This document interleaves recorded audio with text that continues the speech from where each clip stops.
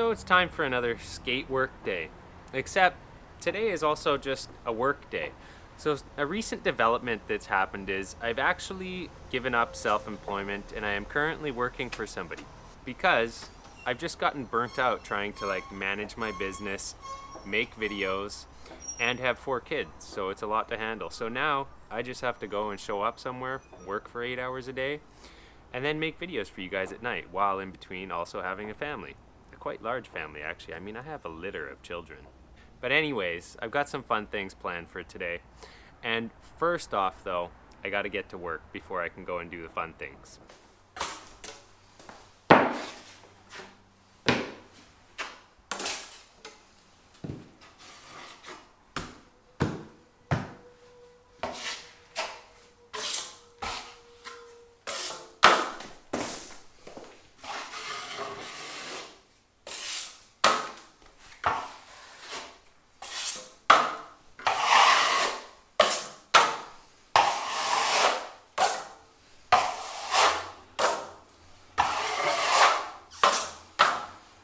I got the mud wristwatch going on.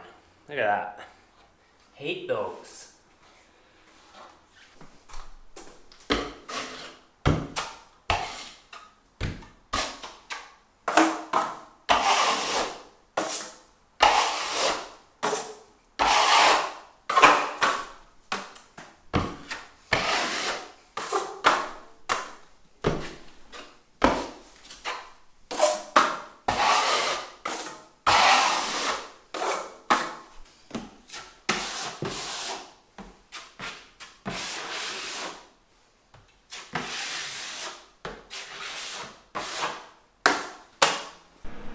This is Nick, who I work for.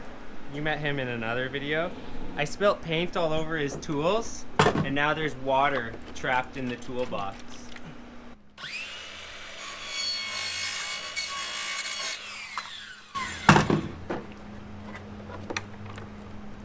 There it is.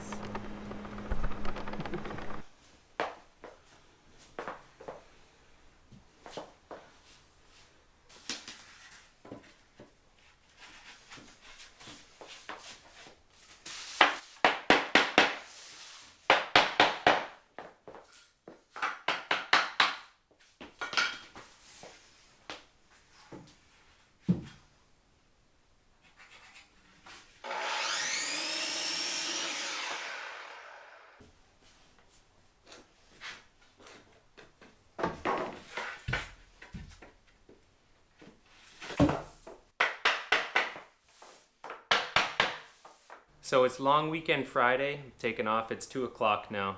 Done for the day here. Now I'm gonna go to a distributor, pick up some goodies, and then have a skate. So we are finally on to the skateboarding segment of today. And what do I have planned for today? Well, likely it's the title of the video you clicked on. I have here some new, so they're basically brand new, 15-year-old Lakais. These are the Commerce. And so they're old and they're feeling pretty hard because I think the rubber gets harder over time, but we're gonna try and skate these big bulky moon boots. And the skateboard I have to ride this on is a really old Kenny Anderson chocolate. So this thing is a 7.5.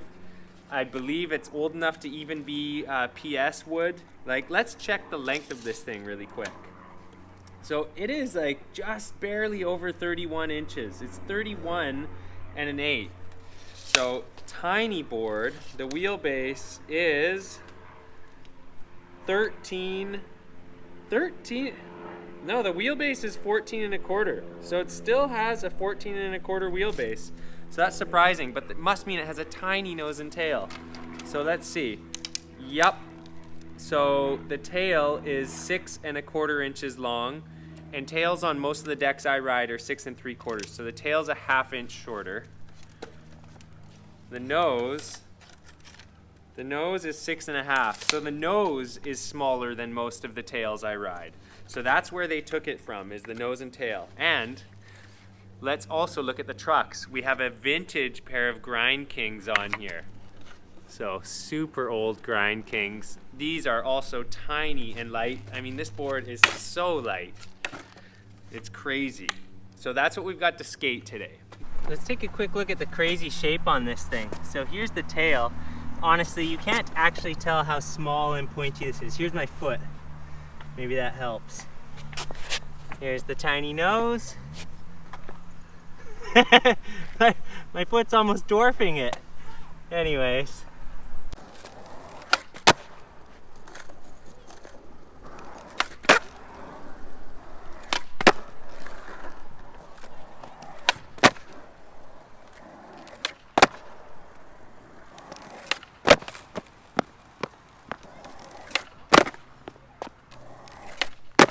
Oh, the wheel bite is so bad.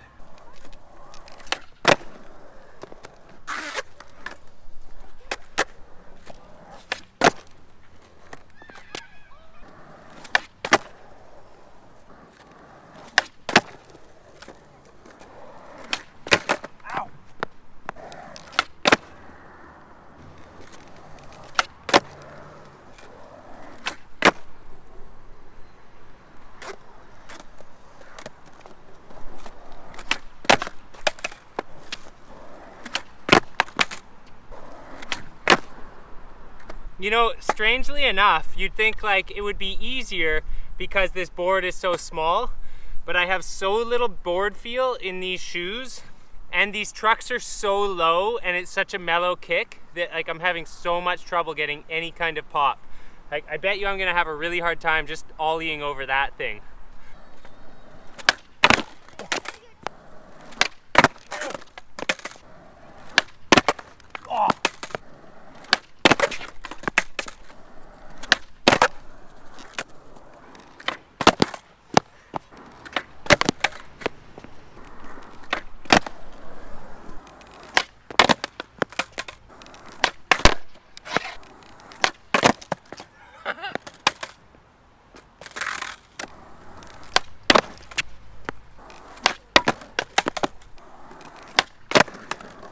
Now that I'm riding these, there's one thing I remember about the old bulky cup soles, and that's that they took a long time to break in, and the flick wasn't very good. Like, I'm sort of just bouncing my kick flips off this bulky toe. I'm not actually getting like a good flick. It just kind of like, you jump up and then you're like, boink! It's like a totally different feeling. It's not like a slide flick yet, and that's partly just due to not being broken in. Now I want to try ollieing over and onto things and see if I can kickflip up the small and then maybe the medium curb. We'll see.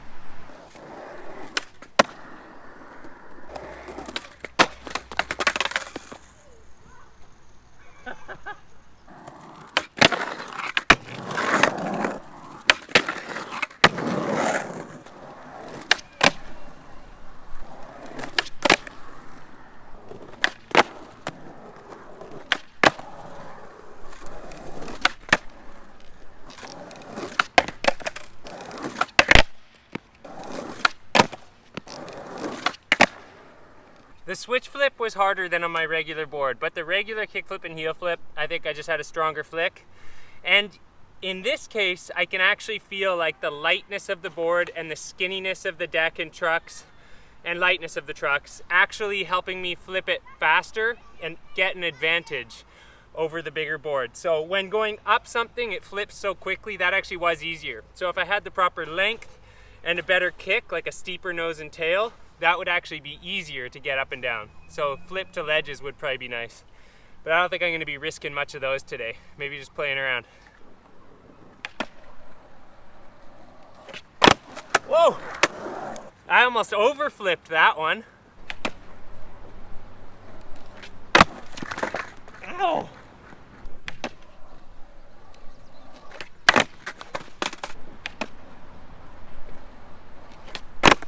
Whoa!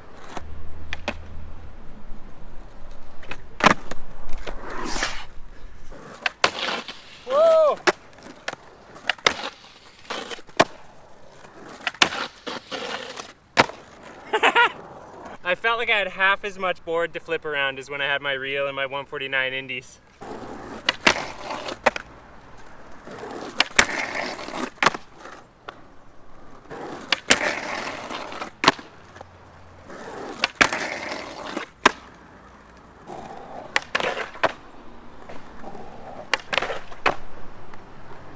Let's try Smith grinds on this thing, on this little bubble nut on these Grind Kings.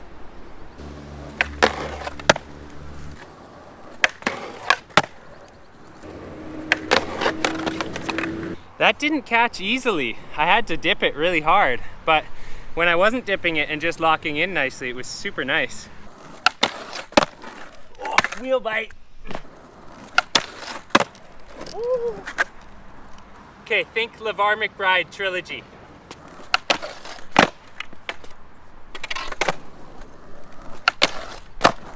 Yes!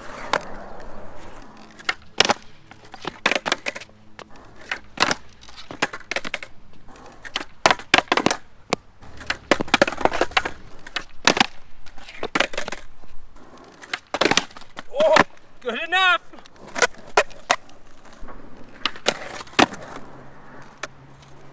Okay, think Rick Howard mouse.